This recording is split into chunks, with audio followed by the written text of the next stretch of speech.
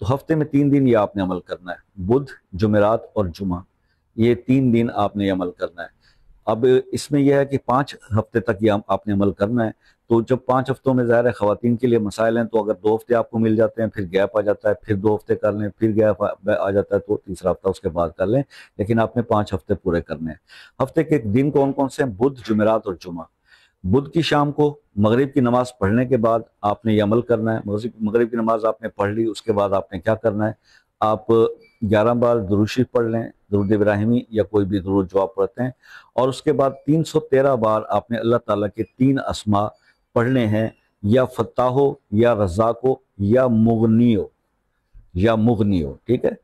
تو یا فتاح ہو، یا رزاق ہو، یا مغنی ہو، یہ آپ نے 3 اللہ کے نام 313 بار پڑھنے ہیں، اس کے بعد پھر 11 بار درود ابراہیمی یا کوئی بھی جو درود آپ پڑھتے ہیں وہ پڑھ لیں۔